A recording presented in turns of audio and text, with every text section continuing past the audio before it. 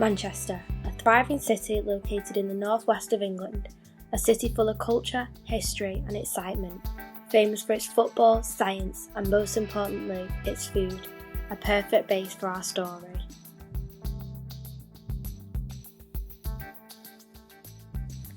Street food is cooked food sold by traders on a street or other public locations such as a market. Street food has become popular for many reasons. It's quick, inexpensive, on the go, and you can also support local businesses. Altrincham Market is situated in a small town in Manchester. This market has actually been around since 1920, however it has recently become the street food phenomenon that you can see today. It's said to be one of the most exciting foodie destinations in Manchester, and I can definitely see why.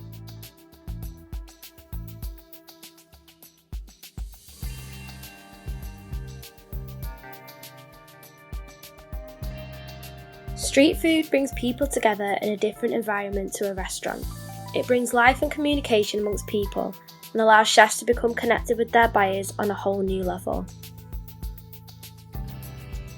Beat Street was Deansgate's very own street food pop-up that managed to gain itself a permanent place. It was a place of great food and great design with this amazing structure. Unfortunately, like many street food spots, it had to shut down, showing just what a roller coaster of an industry this is.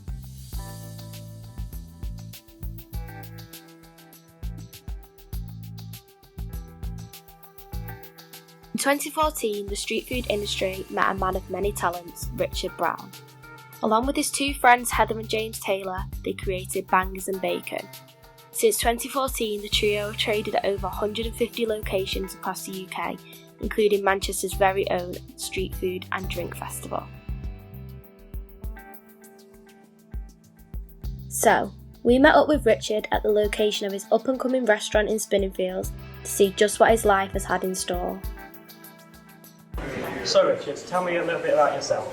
I'm Richard, thank you for introducing me. I am what I would suppose like to call a street food entrepreneur. Started 3 years ago my own street food business on the streets of Manchester, doing different festivals, events, parties, weddings. We went from there doing restaurant pop-ups, doing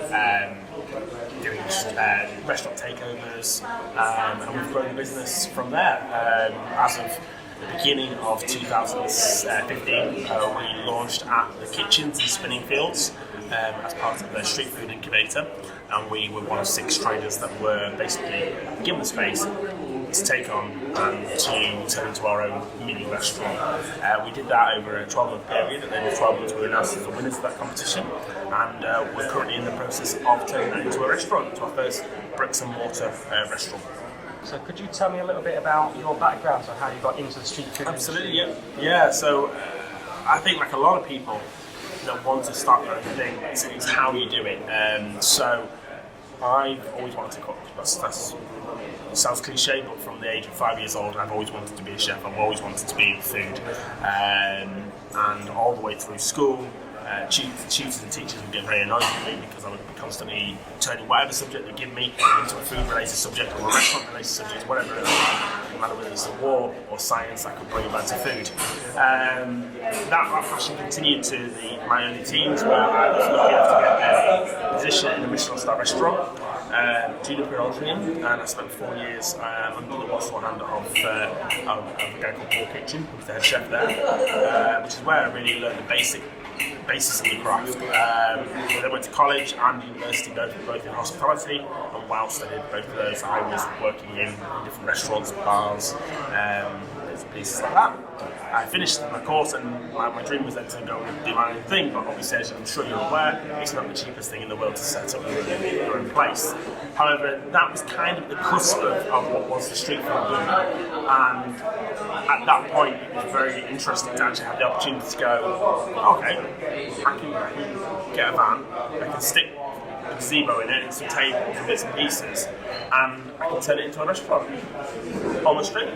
And not have too many overheads, not have too much expense, and have this great opportunity to actually go test out a concept. If it works, brilliant. If it doesn't, I've not lost anything. So obviously it's quite risky starting your own business, especially in a developing industry such as street food at the time.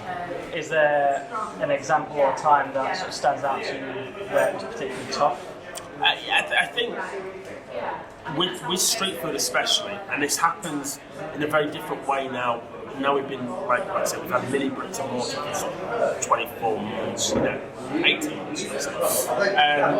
One of the scary bits is when you take on an event where you have to outlay a lot of cash, whether that be a festival or even just a street food event even to a certain extent. Or if you're at a festival or you're at a music concert, whatever it might be, and you get a lot of these organisers that will go, oh my god, this is the best event you're ever going to do, there's going to be 50,000 people there, there's only 4 traders, and it's going to be amazing.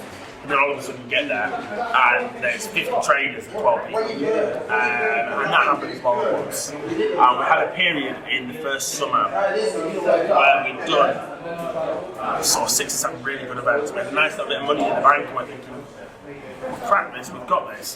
This is how it's going to roll, we're going to work hard, we're going to play hard, it's going to be great. And it took 2 events to wipe out the bank account. And this isn't it.